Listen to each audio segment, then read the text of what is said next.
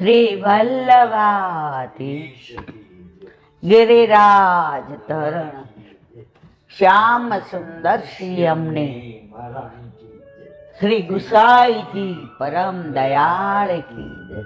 श्री गोकुल नाथ की जय। दाव दयाल की जय। श्री नवनीत प्रिया लाल की जय।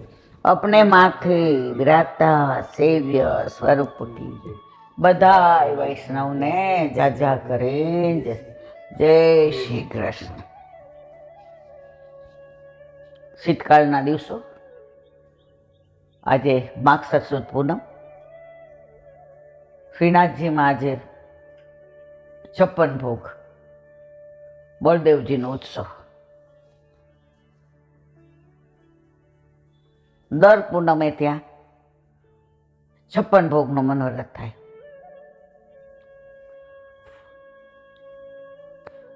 गोकुल थी दूर दाऊजी नु गाम छे अने दाऊजी नु मंदिर छे। हवे ए दाऊजी महाराज त्याना तळावमां पधारी गया था। गोकुलनाथजीने स्वप्नमां आवीने कह्युं के मने અહીંથી બહાર નીકાળો, હું અહીંયા તળાવમાં છું। गोकुलनाथजीए बहार निकाली अने त्यां पाठ बेसाड्या अने ठाकोरजीने पाटोत्सव दाऊजीनो कर्यो। गोकुलनाथजीए विचार कर्यो के मोटा भाईने 56 भोग धर्यो तो हवे श्रीजी बावाने मारे धरवो पड़े। एटले ए भावथी पाछुं नाथद्वारामां पण श्रीजी बावाने बळदेवजीना भावथी आज 56 भोग आवे। અને આમ એવું કહેવાય છે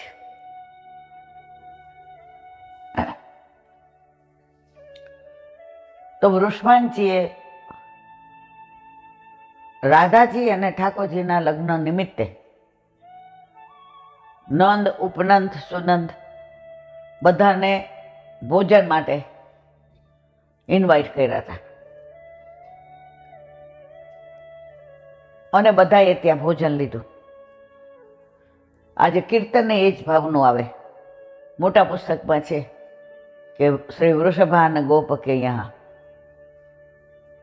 तो आजे एवी मागसर सुद पूनम। हवे एक नानी बात। एक राजा हतो। एना गाममां एक संत महाराज आव्या।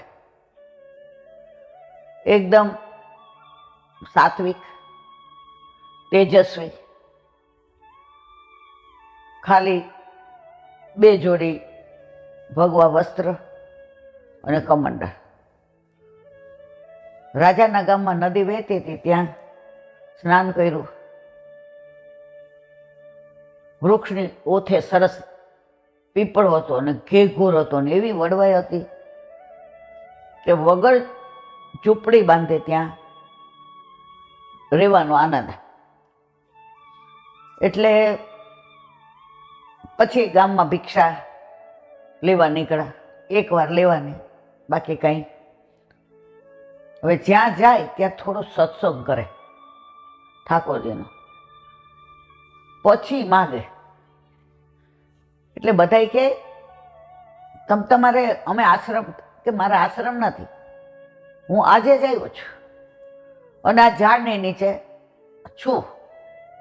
तमारा राजा साहेब हा पाड़े तो आ अधिक महीनो करवानी मारी इच्छा अहींया छे के हाँ। એટલે બધાય કહેતા એક એક ઘરે તો કે એક ઘરેથી પૂરતી ભિક્ષા આવી જાય તો સત્સંગ એક ઘરે જ કરે છે। તો કે અહીંયા તમે ઊભા ઊભા કયો છો, તમને શ્રમ પડે। અમે એ કે હું તમારું સત્સંગ આપ્યા વિના લઉં કેવી રીતે?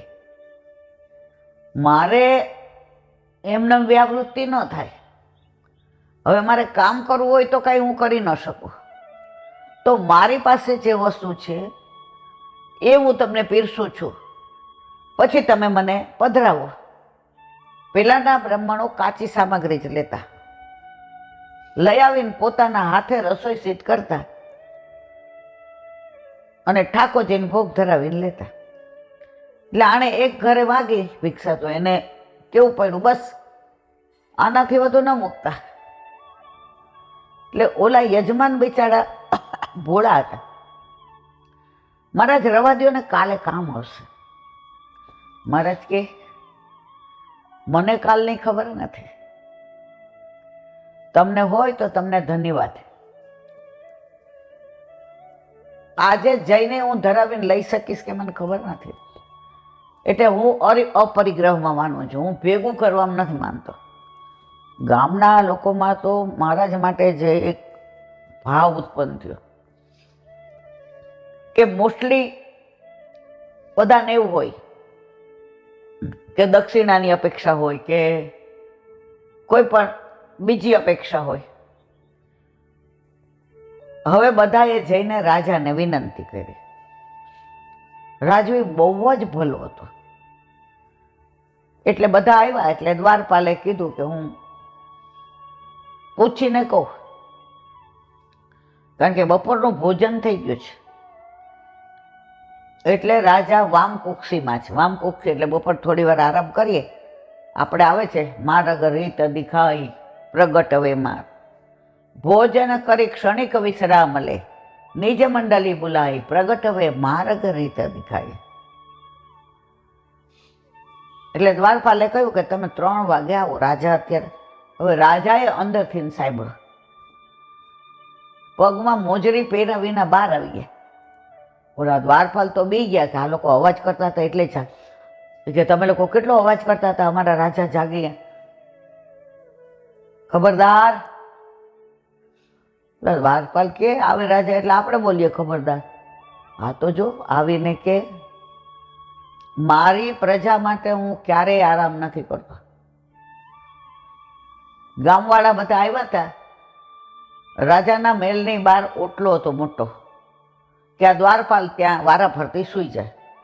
રાજા એના એ ધાબળા ઉપર બેઠા. દ્વારપાલ હ કરે. ગામના લોકો, રાજા સાહેબ રાજા. એ કે મારી પ્રજા છે તો મને કોઈ રાજા કહેવા વાળું છે. મારી પ્રજા આટલો ટેક્સ ન ચૂકવતી હોય, આટલા મેન તો મારા ખેડૂતો ના હોય, આટલા વેપારી કરનો, તો હું રાજા તમારા બધાને લીધે છું. હું રાજા મારી રીતે એકલો ન બની શકું. હા, અમારામાં વંશ પરંપરા હોય, પણ એ તમે બીકના માર્યા મને કેટલી વાર કહ્યું. બધા આમ રાજાની સલાહ. એ કે સલાહના ના કરો. આ બધું પ્રભુએ નિમિત્ત બનાવ્યું છે કે મારે રાજા બનવું, તમારે પ્રજા બનવું. આવતે બહુ એવું બને, હું પ્રજા બનું, તમે રાજા બનો. બધા તો કે આ જ્ઞાન તો આપની પાસે જ છે. હવે બોલો શેના માટે આવ્યા હતા? કોઈ રંજાડે છે એટલે કોઈ તમને હેરાન કરે છે? કોઈ તકલીફ છે? આ વખતે ટેક્સ ન ચૂકવાય એવું છે? રાજા સાહેબ, વરસ બહુ સરસ થયું છે, વરસાદ સારો છે, પાક સારો આવ્યો છે, ગાયોને ચારા મળી રહે છે, ગામમાં ઉઘાડા ઘર રાખીને સૂઈ જાય છે, ગામમાં ભાઈચારો ખૂબ છે, આપના તરફથી વાર તહેવારે મેલમાં ઉજવાય છે ને અમે બધા જમણવા. તો કે તો શું કારણ? એ કે 12 એક સંત બાતમાં આવ્યા છે, નામ નથી ખબર. હવે પરમ દિવસથી અધિક માસ છે. હવે સંત મહાત્મા અમારા ઘરે ભિક્ષા લેવા આવ્યા હતા. એટલે એક જ ઘરેથી જે મળે એ લઈને જાય. અને એમણે કીધું ન મળે તો મીઠું સેજ આપી દેવાનું, વ્યથા નહીં કરવાની. ઠાકોરજીને એવી ઈચ્છા છે કે એ દિવસે હું ઉપવાસ કરું. પણ રાજા સાહેબ, વિશેષતા એ કે અત્યાર સુધી ઘણા અધિક મહિના સાધુ સંતો કરી ગયા, પણ આમણે અમને ઠાકોરજીની એવી વાતો કરી કે અમારી પાસે શબ્દો નથી. એટલે અમે કીધું કે અમે તમારે આશ્રમ, એ કે આશ્રમ નથી, તમારે ગામને પાદરેલું મોટું પીપળાનું વૃક્ષ છે ને એ મારો આશ્રમ છે. તો હું જો સત્સંગ કરાવું તો જ આ તમારી સામગ્રી લઉં. રાજા તો અતિ પ્રસન્ન થયા. એટલે કે હું શું કરું છું કહો. એ કે એમને ઈચ્છા છે અહીં અધિક મહિનો કરવાની, અમારી ઈચ્છા છે. તમારી ઈચ્છા એટલે મારી ઈચ્છા, પણ શરત એક છે. પ્રજાજનો કેવો બાપા, આમની શરત પાછી, વધુ કરનું કહેશે તો, વધુ પૈસા માગશે તો. પણ બધા એકબીજાને કોણી મારીને કે ના હો, આપણા રાજા એવા ને. હા રાજા સાહેબ, શું શરત છે? જે ગામના નગર શેઠ હતા, જેને જરૂર પડે રાજાને પૈસા દીધા, જેવી રીતે આપણે કાશીના પુરુષોત્તમદાસ શેઠ. એટલે કે ત્યાં રોજ રાત્રે સત્સંગ કરવાનો અધિક મહિનામાં 7 થી 9, અને હું અવશ્ય આખો અધિક મહિનો રાણી સાહેબાને લઈને આવીશ. પણ શરત એટલે કીધી કે રાજકારભારમાં 2-5 મિનિટ વહેલા મોડું થાય તો સત્સંગ ચાલુ નહીં કરી દેવાનો. બધાએ તો તાલીઓના ગડગડાટથી વધાવી લીધા રાજાને. એટલે રાજાએ કીધું ચલો આપણે સંત મહાત્મા પાસે જઈ આવીએ. હવે સંત મહાત્મા તો ઓલી કાચી સામગ્રી લઈ ગયા હતા, એટલે પ્રસાદ લઈ બાજુવાળા ખેડૂતે પાટીવાળો ખાટલો આપ્યો. સંત મહારાજ આ રાખો. એ કે નવી ધડકી ને નવું ગાદલું. એ કે માફ કરજો, હું શેનો ઉપયોગ નથી કરતો. તો કે ખાટલો એટલો આપ્યો સંત મહારાજ, અહીંયા નાગ ને નાગણી રહે છે, એટલે તમારે અમારું આટલું માન રાખો. સંત મહાત્મા કે તમારી ઈચ્છા છે તો રાખો, બાકી જે કાળે જે બનવાનું હોય બનીને જ રહે છે. જે ગમે જગત ગુરુ દેવ જગદીશને, તે તનો ખરખરો શોક કરવો નહીં. હવે સાધુ મહાત્મા તો ત્યાં રાજાને બધાએ મળવા આવ્યા. સાધુ મહાત્મા ઊભા થઈ ગયા. રાજા સાહેબ, તમારા રાજમાં 1 મહિનો અધિક મહિનો કરવાની મહેચ્છા છે. સંતોએ મારા રાજમાં પૂછવાનું જ ન હોય. તમારે કાયમ રહેવું હોય તો અહીં આશ્રમ કરી દો. તમારે ગામમાં ભિક્ષા લેવા ના હોય તો બધી વ્યવસ્થા કરી દો. કે સાધુ તો ચાલતા ભલા, એક જગ્યાએ રહીએ ને તો જગ્યાની આસક્તિ થઈ જાય. મારો આશ્રમ, મારી વસ્તુઓ, મારા વિદ્યાર્થી, હું અને મારું, એ તમને ડૂબાડે. રાજા કે કેવું પડે હો. હવે કે પરમ દિવસથી ને 7 થી 9 સંત મહાત્મા સત્સંગ. તમે જેમ કહો એમ. મારે બપોરે 1 કલાક થાય રસોઈ બનાવીને પ્રસાદ લેતા, બાકી તમે જેમ કહો એમ આખો દિવસ હું ભગવત સત્સંગ માટે તૈયાર છું. હવે સાધુ મહાત્મા એટલો સરસ સત્સંગ કરે કે એમની ઈચ્છા નહોતી તો ત્યાં બધા આશ્રમ બાંધી દીધો.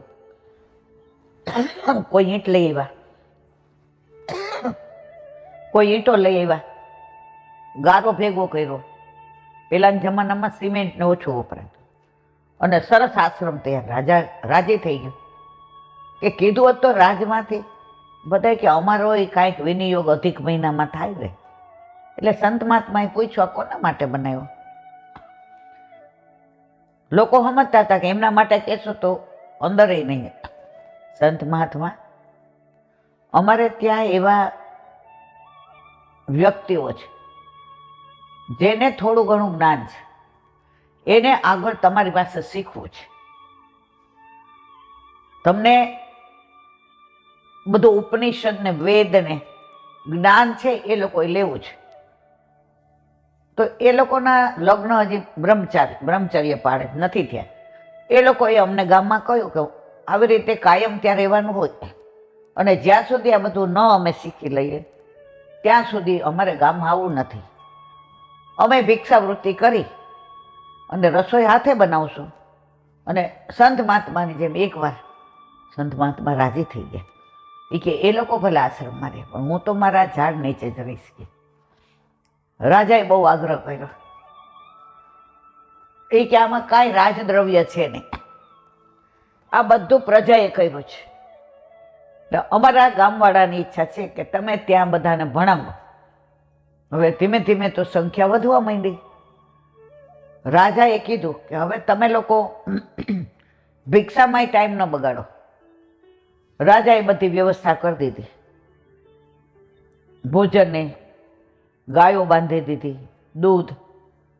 અને રાજાને પછી ચેન ન પડે. એ આશ્રમમાં કલાક આવે, સાંજે સત્સંગમાં આવે. હવે ગામ હોય ને ત્યાં હોય જ. હવે એનો દીવાન હતો ને એને આ આશ્રમ અને આ વિદ્યાર્થીઓ એ બધા ખટકતા હતા કે રાજા હાવ ભોળા છે, એટલે અહીંયા મારી પાલી હાલી જાય છે. હવે આ બધા વિદ્વાનો બહાર આવશે તો રાજમાં રાજા નવરત્ન આમાંથી લેશે અને મારો કાંકરો નીકળી જશે. જો અત્યારે આ કળિયુગનો પ્રભાવ. રાતના સાંજે રાજા દરબારમાંથી જતા હતા એટલે દીવાને કહ્યું કે થોડું અંગત કામ. એટલે સેનાપતિ કે તમારે જે કામ છે એ મારે છે. રાજા કે આવો કાંઈ વાંધો નહીં. એટલે જે ઓલો ખાનગી રૂમ હતો કે જ્યાં આવી કાંઈ ચર્ચા થાય, રાજાએ કીધું બોલો. કે રાજા સાહેબ તમે હાવ ભોળા છો, તમને કાંઈ ખબર નથી. એ કે એટલે તો મેં દિવ્યા અને સેનાપતિ હોશિયાર રાખ્યા છે. બોલો. એ કે આશ્રમમાં ન કરવાના ધંધા ચાલે છે, મારા દેખાય એવો નથી, લુચ્ચો છે, તમારું ખોટું દ્રવ્ય બધું જાય છે, આ કોઈ ભણતા નથી. હવે રાજા કે સારું, હું તપાસ કરી અને પછી આપણે કાંઈક નિર્ણય લેશું. એવું હશું તો સંત મહાત્માને રવાના કરી દેશું અને આશ્રમ તોડી નાખશું. દીવાન કે આપણું કામ થઈ ગયું. સેનાપતિ કે તમારે? મારે એ જ કામ હતું. મને તો આ જાસૂસ લાગે છે અને આપણા રાજ ઉપર ચડાઈ કરવા માટે જ આણે આવો વેશ ધારણ કર્યો. રાજા કે શું વાત કહી? કે હા. એ કે સારું, તમે બે સારું રાજનું ધ્યાન રાખો છો. એટલે બે બહાર નીકળીને તાલી આપી કે સાપ મરે ને લાકડી ભાંગે નહીં. આપણી આ સત્તાને પડકારે એવું કોઈ ઊભું ન થવું જોઈએ. હવે ગયા સંત મહાત્મા પાસે રાજાને આવી વાત કરી કે હું તમને ઓળખું. એ કે ના, વાત તમારી સાચી છે, પરીક્ષા કરીએ. કે હું તો બહાર સૂઈ રહ્યો છું, તો મારા આશ્રમમાં શું ચાલી રહ્યું છે રાત્રે, દિવસનું તો હું છાતી ઠોકીને કહું કે આ જ પ્રમાણે ચાલે છે. હવે પરીક્ષા કરીએ. તો વેશ બદલી અને દીવાનના ઘરમાં ગયા ને પાણીનો ઘડો હતો એના માથે નાખી દોડતા બહાર નીકળી ગયા. આ ગાળો બોલવા માંડ્યો, નાલાયકો કોણ છે ને સંભળાય નહીં, કાનના કીડા કરી પડે એવી. અને મોટો ડંગોરો લઈને ઊભો થયો. રાજા કે હાલો ઓળખી ગયા. સેનાપતિને ઘરે ગયા તો ત્યાંય મોટો ઘડો હતો પાણીનો, નાખ્યો માથે, હું તો ઘસઘસા 3 મણની તળાઈમાં, ન્યાય પાણી નાખી. આને તો જે સેનાપતિએ ગાળો બોલીને બંદૂક લીધી હાથમાં, આ તો ભડાકે દો. રાજાને તો ઓલું નગરચર્યાની ટેવ વયસ બદલેલો હોય, ક્યાંથી ક્યાં નીકળી જવે બધી ખબર હતી. પછી સંત મહાત્મા કે હાલો આશ્રમમાં. હવે આશ્રમને સંત માતાએ ના પાડી હતી, દરવાજો નહીં કરવાનો, કશું બંધ નહીં. આ ગામના લોકો જો તાળા ના મારતા હોય તો અમારે આશ્રમને શું? આશ્રમમાં ભોજન પાણી સિવાય કશું બનતું નથી, કોઈ દક્ષિણા લેતું નથી. અને મારે તો અધિક મહિનો પૂરો થાય પછી પણ કાંઈ લેવાનું છે નહીં. બે ગયા તો જે મેઇન ઓલો મારી જેવો એક હાંડ વિદ્યાર્થી હતો, બહુ હોશિયાર, જઈને એના ઉપર પાણીનો ઘડો રેડો. શંભો શંભુ શંભો, સ્નાન કરાવ્યું વહેલું શંભો. બીજા ઉપર નાખ્યું ઓલું માટલાનું ઠંડુ પાણી. ભોલે ભોલે ભોલે ભોલે, હવારના પોરમાં આજે બ્રહ્મુહૂર્તમાં સ્નાન કરાવ્યું. ભોલે ભોલે ભોલે, તારી લીલા તો અપરંપાર છે મારા વાલા. અહીંયા સંત મહાત્મા નો આવ્યા હોત, આ ઉપનિષદ ને વેદનું જ્ઞાન ના મળત. જીવન સફળ કરી દીધું. બોલે બોલે કાળિયા ઠાકોર એ કાળિયા ઠાકોર, આ તારા શંકર ભગવાનને જો રાજી કરી દીધા હો અત્યારના. રાજા સંત મહાત્મા પગે લાગ્યા કે મને આ લોકોએ આવું ચડાવ્યો હતો એટલે પરીક્ષા કરી. સંત મહાત્મા કે દરેક રાજ્યમાં આવું ચાલતું હોય. પરીક્ષા થઈ એટલે હું રાજી થયો કે આ વિદ્યાર્થીઓને રાત્રે તો હું બહાર સૂઈ જાઉં, સવારે બ્રહ્મ મુહૂર્તમાં અહીંયા બહાર નાહીને મારું લંગોટની અહીં સૂકવી દઉં ધોઈને. એ લોકો બધા ઉઠે કરે, મારું ધ્યાન હોય જ નહીં, હું મારા સંધ્યાવદનમાં એમાં હોય. રાજા સાહેબ, દરેક જગ્યાએ કળિયુગમાં સારું કાર્ય થતું હોય ને તો આડા આવવાવાળા હોય ને હોય. પણ જો જે રાજમાં તમારા જેવા રાજા હોય, આજે રાજાના કાન હાવ કાચા હોય, રાજા વાજાને વાંદરા. જો તમે કાચા કાનના હોત ને માની ગયા હોત, આશ્રમ પાડી નાખ્યો હોત, મને કાઢી મૂક્યો હોત, તો આ વિદ્યાર્થીઓ તમારા રાજના એટલા બધા હોશિયાર છે, એટલા બધા વિચક્ષણ છે બુદ્ધિના, કે આવા જ્ઞાનથી વંચિત રહી ગયા હોત. રાજાએ સંત મહાત્માના ચરણ પકડી લીધા.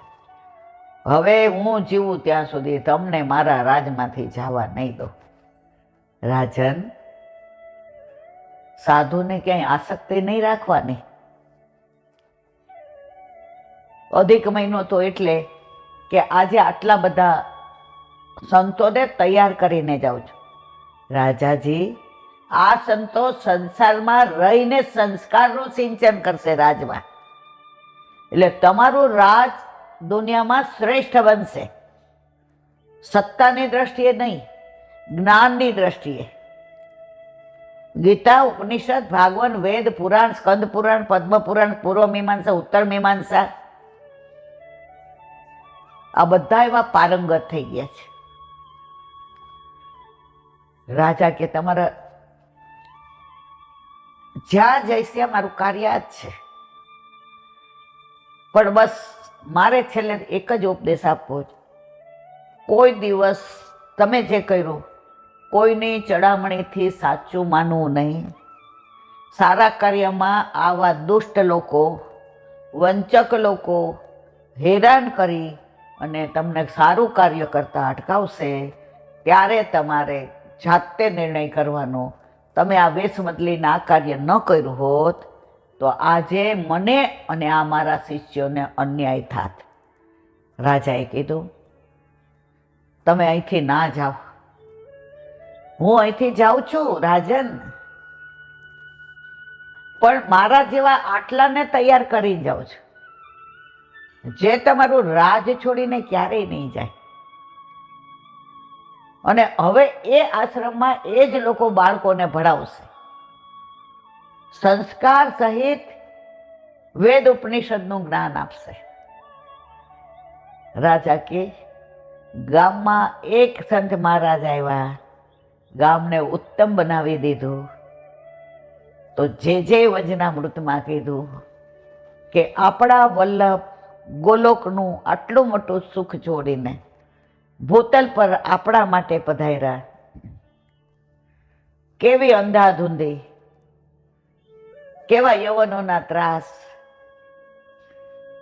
ધર્મની કોઈને ખબર નહોતી પડતી. એમાં પોતાના જીવોને શોધી શોધીને વલ્લભે ગોવર્ધનનાથજીના હાથમાં સોંપ્યા અને એક એક ઘરને મંદિર બનાવ્યું. અત્યારે આટલા બધા પુષ્ટ કરાવે છે તો હું વલ્લભના ચરણારવિંદમાં રોજ કહું, મારા વાલા, આ કૃપા તારી છે કે જે જીવ તારા છે એ બધા શરણે આવે છે અને એને તું તારવાનો જ છે. તમે બ્રહ્મ સંબંધ લીધું ને ઠાકોરજી પુષ્ટ કરાવ્યા એટલે તરી જ ગયા છે, બાકી બધું એણે કરવાનું છે. હવે તમારે કાંઈ કરવાની જરૂર જ નથી. તમે પરણી ગયા, સાસરે વળાવી દીધા, મા બાપની બધી ફરજ પૂરી, સિવાય કે 12 મહિને વેકેશનમાં બોલાવે, તેવડ હોય તો 2 જોડી કપડાં લઈ દે, લાડ કરાવે, અને તરત કે દીકરી જમાઈને ખાવાની આપદા પડતી હોય તો વહેલા પહોંચી જવું જોઈએ. હવે બધી જવાબદારી આપણા પરની. તો આપણે પરબ્રહ્મ પરમાત્મા ઈશ્વર ભગવાન સાથે વલ્લભે આપણો હસ્તમેળાપ કરાવી દીધો, આપણને પરણાવી દીધા. પણ વલ્લભે કીધું ઠાકોરજીને, મારા વાલા, મારો વૈષ્ણવ તમારા સુધી નહીં આવે. લૌકિકમાં ભલે દીકરી સાસરે જાય, પણ અલૌકિકમાં તો મારા વાલે આપે સાસરે જવું પડશે. અને ખબર છે ને, સાસરામાં જાઓ એટલે સાસરી વાળા કેમ તમારે કરવાનું, તમે કયો એમ નહીં કરે હો. વલ્લભ તમારા વશમાં છો, તમે જેમ કયો તેમ. વલ્લભ કે હવે આજથી જેના માથે પધરાવું છું એના વશમાં. એ જ્યારે જગાવે ત્યારે જાગજો મારા વાલા, પોઢાડે ત્યારે પોઢજો, અરોગ આવે ત્યારે અરોગજો. મારા વૈષ્ણવના દોષ સામુ ન જોતા પ્રભુ. મારો વૈષ્ણવ હાવ ભોળો છે. આપ ઘરમાં બિરાજશો ને તો કરોડો વર્ષોથી ભૂલો પડેલો પોતાના સ્વરૂપને ને આપના સ્વરૂપને ભૂલી ગયો તો હવે આપ ઘરે પધાર્યા તો આપની કૃપાથી આપને સ્વરૂપને ઓળખશે અને પોતાના સ્વરૂપને ઓળખશે, અને આપના સિદ્ધાંતો ગ્રહણ કરીને આપની એક જ તમન્ના હતી કે ઘરે ઘરે મંદિર હોય, મારો જીવ ક્યાંય ભાટકે નહીં. તો વલ્લભ બસ તમારા એ મનોરથ સ્વરૂપે અમે એમાં ઊંડા ન ઉતરીએ એવી આપના ચરણારવિંદમાં વિનંતી. બોલો વલ્લભ.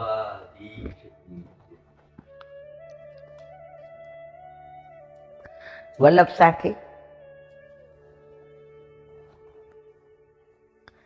હરિરાય મહાપ્રભુજી કી જય. સાખી 1:32. સાધન કરો દ્રઢ આશરો, કુલ ભજવો ફલ એ, પલક પલક કે ઉપરે, વારો કલ્પ અનેક શ્રી વલ્લભ, વારો કલ્પ અને. સાધન કરો દ્રઢ આશરો, કુલ ભજવો ફલ એક. કુલ વલ્લભ કુલ. દ્રઢ વિશ્વાસ રાખો, એની દરેક લીલા પર વારી જાઓ, ક્યાંય સંશય ન કરો. બધી જવાબદારી એમને છે. ગુરુ પ્રસન્ન થાય તો બીજા ધર્મમાં તો એમ કે તમને આ દર્શન કરાવી દઉં, તમને આવું જતાવે. મારા વલ્લભ તો કે છે કે તે મને પ્રસન્ન કર્યો છે તો સાક્ષાત પૂર્ણ પુરુષોત્તમ તારા માથે પધરાવી દો, અને આપણા માથે પધરાવી દીધો. કાલે જ એક બાવાના વચનામૃતમાં આવ્યું કે એક બેને બ્રહ્મ શબ્દ લીધું. હવે જેને પૂછ્યું જે હવે બધું પતી ગયું ને, જે અહિંસા એ કે સંસારનું કાર્ય પતી ગયું, હવે શ્યામનું કાર્ય ચાલુ. એટલે ઓલા બેન ફોરેનથી આવ્યા હતા એટલે હજી સમજતા વાર લાગે.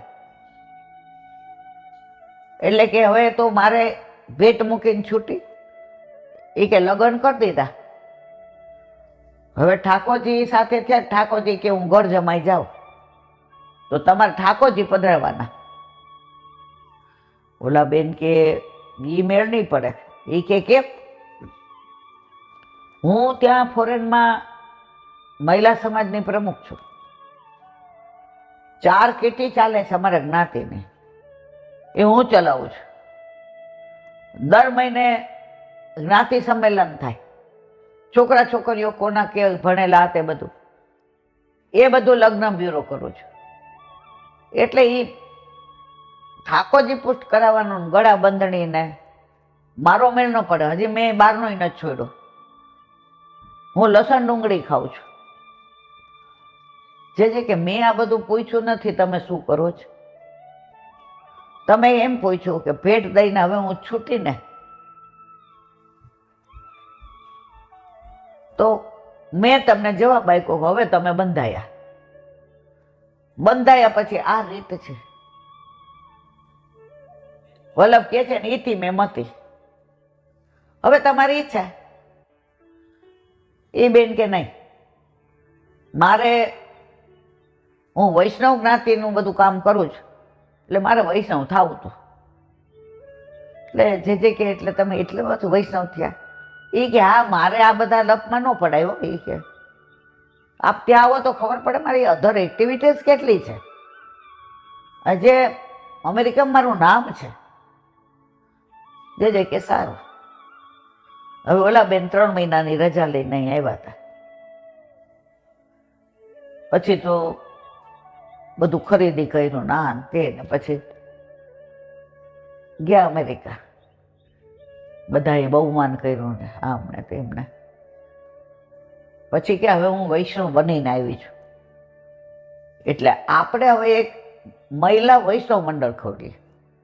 બધા રાજી થઈ ગયા. હવે જેના ઘરે ઠાકોરજી બિરાજતા હતા એ લોકો આના સભ્ય ન બન્યા.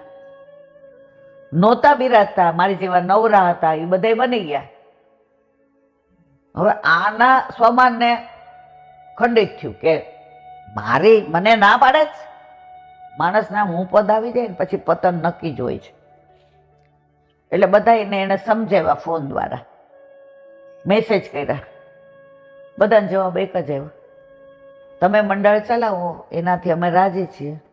અમે તમારા મંડળમાં ક્યારેય નહીં આવીએ કારણ કે અમારી પાસે ટાઈમ નથી. ઘરે ઠાકોરજી બિરાજે ક્યાંથી ટાઈમ મળે. હવે આ તો એમાંય પાછી પ્રોપેગેન્ડા ને એમાંય પાછી એવી પ્રવૃત્તિઓ ને. હવે જેના ઘરે ઠાકોરજી બિરાજતા હતા એણે મનમાં ઠાણી લીધું કે દર રવિવારે એકના ઘરે જવાનું, એકને કન્વિન્સ કરીને આમાં લાવવાના, પછી બીજાને. હવે ઓલા બેનના ઘરે ગયા એટલે પેલા બેન સેવા પહોંચીને હાથ ખાસા કરીને ત્યાં મંદિર વસ્ત્ર કરીને બહાર આવ્યા હતા હજી તો.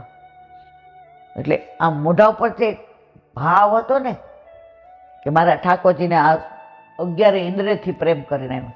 ઓલા બેન એને સમજાવવા માંડ્યા ને આમ. આ બેને એક જ વાક્ય કીધું, બેન મારા લગ્ન પ્રભુ સાથે થઈ ગયા છે તો હું ભારતીય સ્ત્રી છું.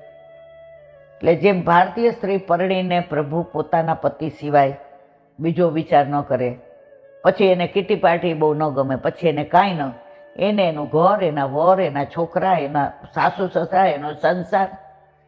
એટલે તમે આજે અડધો કલાક તમારોય ભલે બગાડ્યો ને મારોય ભલે બગાડ્યો, હું મારા ઠાકોરજીને છોડીને આમાં ક્યારેય આવીશ નહીં. હવે આ બેને એમ થયું કે સારું આનું આ શું છે આ ઠાકોરજીનું. પછી દિવાળીમાં મેળાવડો થયો એટલે બધા આવ્યા. એમાં આ જેના ઘરે પુષ્ટ કરાવેલા ઠાકોરજી હતા એ આવ્યા ને આ બધા કીટીવાળા આવ્યા.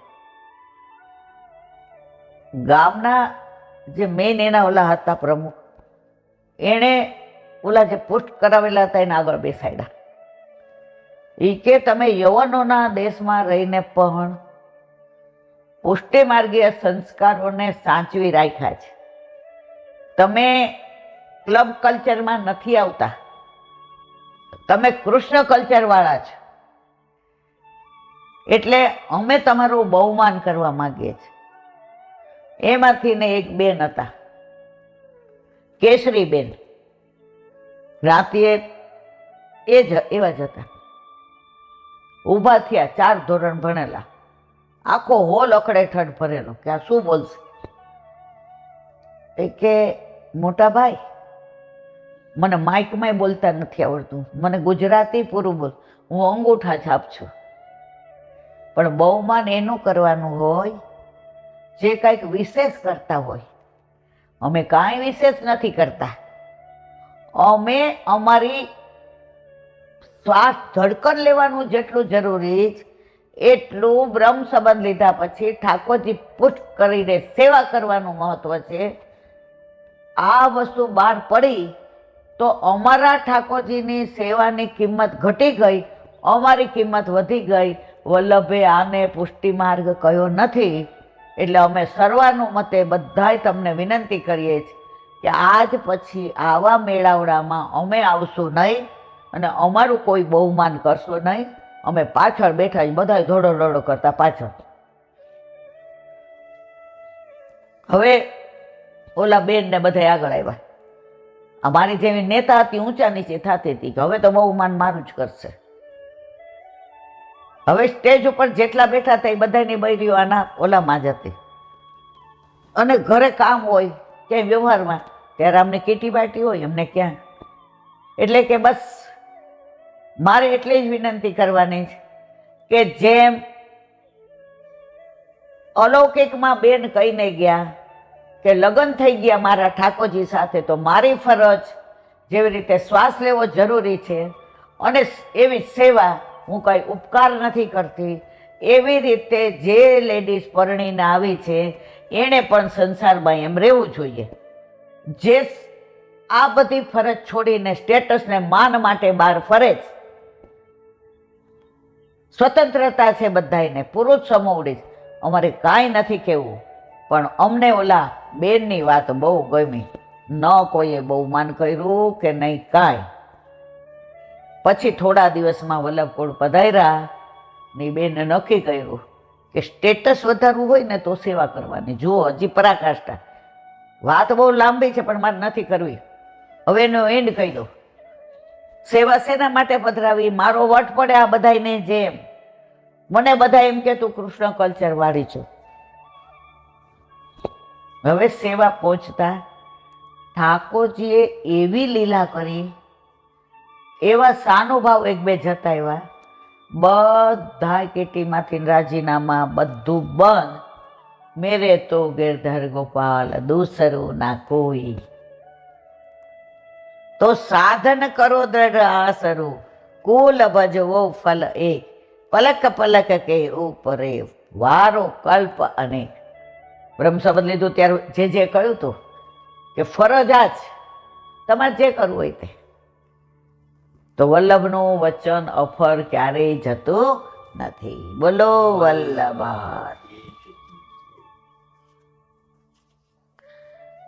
હરિરાય વાઘ મુક્તાવલી. હરિરાય મહાપ્રભુજી કી. હજી તો આપણે આ પ્રસ્તાવનું વિવરણ કરીએ છીએ, ગ્રંથ તો સ્ટાર્ટ થયો જ નથી. હરિરાયજીએ જે ભાવ ભર્યા છે, મને ખબર છે, મને કઈ આ બધું સમજાવતા ના આવડે મારા વાલા વૈષ્ણવ. હું આ બધું મારી જાતે સમજવાનો પ્રયત્ન કરું છું ને, એ તમને બધાને કહું છું. મને કાંઈ તમને કહેતાય ન આવડે ને સમજાવતાય ન આવડે. આ તો મારા હરિરાયજી મારા હૃદયમાં બિરાજીને મને સમજાવે છે અને એ તમે સાંભળો છો. તો કૃપા મારા હરિરાયજીની છે, આમાં મારું કોઈ યોગદાન નથી. અવતારી પુરુષોની વાણી ને ક્રિયા ખાસ આધિદૈવિક હોય છે. અવતારી પુરુષોની વાણી ખાસ આધિદૈવિક. આથી તેવા સ્થાનોમાં આજે પણ અલૌકિકતાનો અનુભવ થાય છે. તમે જુઓ, આજે વલ્લભ ગુસાઈજી ગોકુળનાથજી પ્રાગટ્ય લીધું. હવે 550 વર્ષ પહેલા પ્રાગટ્ય લઈ પરિક્રમા કરતા વલ્લભના 84 બેઠક, ગુસાઈજીના 28, ગોકુળનાથજીના 13, હરિરાયજીના 7, બધાના. તો એ સ્થાનમાં જાઓ ને તો તમે ફીલ કરો છો અહીંયા મારો વલ્લભ છે જ. હું વ્યર્થ સ્થાનમાં નથી આવી. હમણાં આપણે ધરાઈ ગયા પછી બધાએ કીધું કે ત્યાંથી ને રૂપાવટી અને મને બહુ ગમે છે રૂપાવટી. રળિયામણું એવું છે, પાછળ સરસ મજાનું તળાવ છે, વનરાય છે, બેઠકજી વિશાળ છે, આગળ વૃક્ષો છે, મોટા મોટા ચોક છે. બધા કે મોડું થઈ જશે. અરે ભાઈ, ભલે ને મોડું થાય, આમ જીવનમાં મોડું થઈ જાય ને એના કરતા એ જે દર્શન કરવા ગયા, ઝાપામાં પગ મૂક્યો ત્યાં કોક બોલ્યું, ટેરો આવી ગયો. મનમાં વલ્લભ ઉપર એટલો વિશ્વાસ કે વલ્લભ અમને જેટલી અમને આતુરતા છે ને એનાથી વધુ મારા વલ્લભને અમને મળવાની આતુરતા. ટેરો આવે જ નહીં. અંદર ગયા એટલે ટેરો હતો. એટલે બધા કે ઈલાબેન હવે, મેં કીધું ટેરો છે, દરવાજા બંધ નથી થયા. મુખિયાજી સાંભળી ગયા, બહાર આવ્યા. ઠાકોરજી ભોગમાં છે વલ્લભ, 20 મિનિટ બેસવું પડશે. અલા ભાઈ, બધાએ અમે સર્વોત્તમ સ્તોત્રના પાઠ કર્યા. 20 મિનિટ પછી દર્શન થયા, શેનભોગની આરતી થઈ, કણકો લીધો. તો વલ્લભના આવા અલૌકિક સ્થળ બેઠકજી કે ગુસાઈજી કે હરિરાયજી કે ગોકુળનાથજી કે અત્યારના બાળકો, તમારો દ્રઢ વિશ્વાસ હોય તો વલ્લભ તમારા મનોરથ પૂરા કર્યા વિના રહેતા નથી. હવે જુઓ, શ્રી મહાપ્રભુજીની અથવા ગુસાઈજીની બેઠકોમાં આજે પણ નિર્ગુણ અને દિવ્ય આનંદનું વાતાવરણ હોય છે. આનું કારણ આ જ છે કે ત્યાંના આકાશે અને અન્ય વસ્તુઓએ મહાપ્રભુજીની વાણી સાંભળીને સંઘરી રાખી. જો આકાશ અને અન્ય આ જમીન, આ વાયુ, આ આકાશ, આ પૃથ્વી, આ વૃક્ષો, આ બધાએ વલ્લભે ત્યાં બિરાજીને બેઠકજીમાં જે ભાગવત પારાયણ કર્યું છે એ વાણીના બધાએ સાચવી રાખી. એટલે જ્યારે આપણે જઈએ છીએ ત્યારે આપણને વલ્લભ ત્યાં બિરાજે છે એવી અનુભૂતિ થયા વિના રહેતી નથી. તેથી તે સ્થાનો અલૌકિક માલુમ પડે છે. હવે કોઈ કહેશે કે જ્યારે એમ છે ત્યારે મહાપ્રભુજી અને ગુસાઈજીની વાણીએ સર્વત્વ સર્વને કેમ વાણીનો સ્વાદ ન ચખાડ્યો? તેનો જવાબ એ છે કે તેના સર્વ અંગો સાથે જે જીવોનો સંબંધ હતો, તે સ્થાનોનો સંબંધ હતો, તેને જ આપશ્રીએ તે વસ્તુઓનો અનુભવ આપ્યો છે.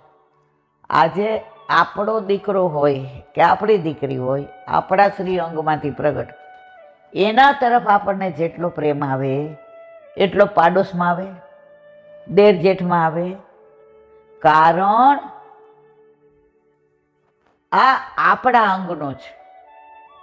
તો વલ્લભે પણ આપણે ઠાકોરજીમાંથી છૂટા પડ્યા છે એટલે આ બધી અનુભૂતિ આપણને કરાવે છે. બધા માટે આ માર્ગ છે નહીં. એવો માર્ગ શ્રી વલ્લભ વરનો રે, જ્યાં પ્રવેશ નહીં વિધિ હરનો. વિધિ એટલે બ્રહ્માંડ, હર એટલે શંકર. એનો પ્રવેશ નથી ત્યાં. મને તમને શું લાયકાત છે? આપણી છે કોઈ લાયકાત? છતાંય પ્રભુના હાથમાં સોંપ્યો છે. તેને જ આશ્રયે વસ્તુઓનો અનુભવ આપ્યો છે. વળી વસ્તુનો ઉપયોગ સ્થાન પ્રમાણે થાય છે. એક જ વસ્તુ જુદા જુદા સ્થાનોમાં જુદું જુદું રૂપ સ્થાન પ્રમાણે ધારણ કરે છે. સ્વાતિનું બુંદુ કેળના મોંમાં પડે તો કપૂર ઉત્પન્ન કરે, સાપના મોંમાં પડે તો ઝેર ઉત્પન્ન કરે, અને સીપમાં પડે તો સાચા મોતી ઉત્પન્ન કરે. આમ વાણી પણ સ્થાન પ્રમાણે સ્વરૂપ લે છે અને ભાવના પ્રમાણે ફળ આપે છે. જો ઉપદેશ, સત્સંગ, વાણી બધાય સાંભળતા હોય, પણ વ્યક્તિ પ્રમાણે ફળ આપે. આજે આટલા બધા પોસ્ટ કરાવે છે, છતાંય ઘણાય બાકી છે. તો જેને વાણીએ જ્યાં પુષ્ટ કરવા હોય ત્યાં જ અસર કરે, બાકી કરે નહીં. અસ્તુ. હવે આ પ્રસ્તાવના આજે પૂરી થઈ. હવે કાલથી ને વાંગ મુક્તાવલી ની શરૂઆત થશે. બોલો હરિરાય મહાપ્રભુ.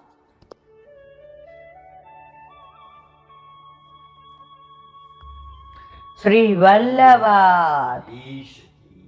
સુબોધિનીજીનું પાન વલ્લભ કરાવે તો થાય, અને સ્પર્શ કરવો આપણા બસની વાત નથી.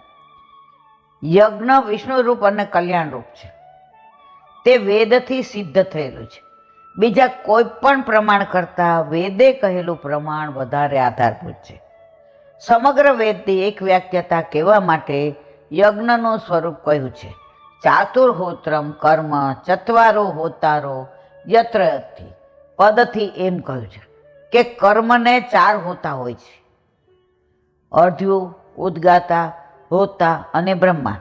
એ 4થી યજ્ઞમાં જરૂર પડે છે. એ 4ની યજ્ઞ કર્મમાં જરૂર પડે છે. આ 4 ગણનાયકો હોતા, હોમ કરાવનાર, પદથી ઓળખાય છે.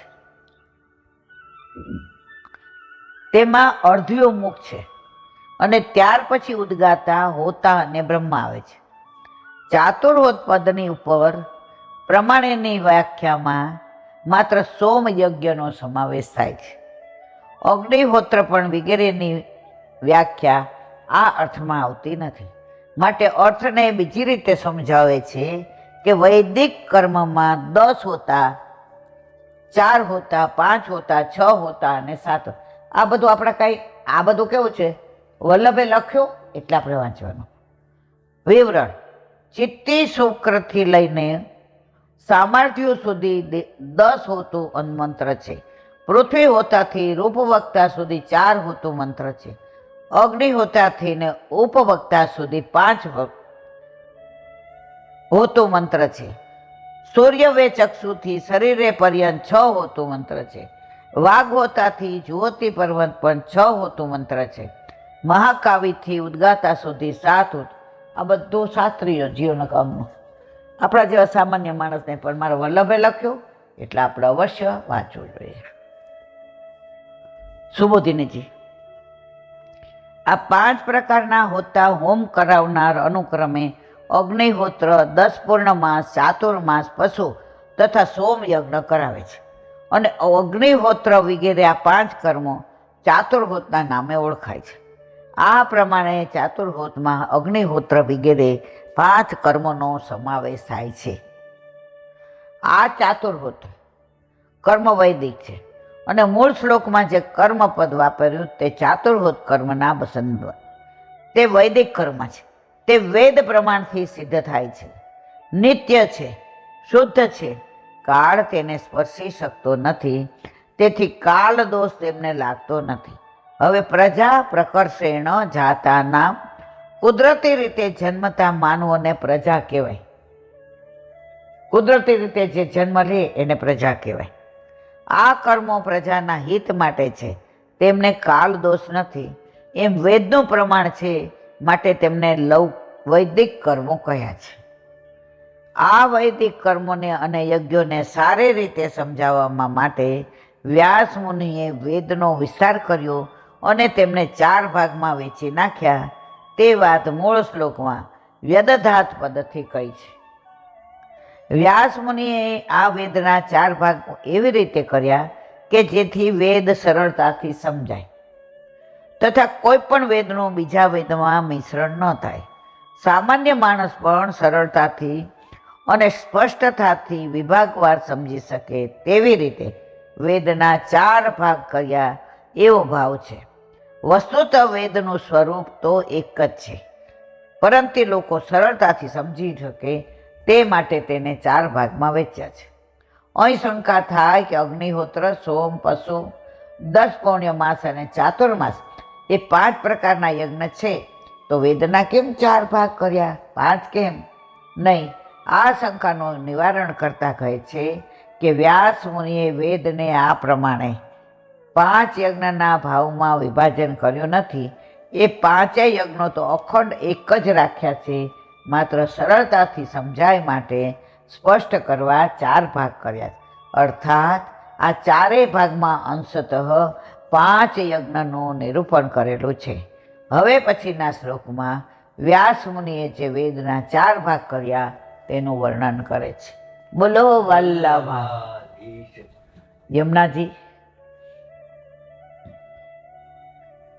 યમુનાજીનું નામ આવે ને, આટલી ઉંમરે 68 વર્ષે કોઈ આવીને એમ કે ને અમે તારી બાના બેનપણીઓ, તારી બા પહોંચી ગયા, અમે હવે કાંઠે ઊભા છે, પણ બટા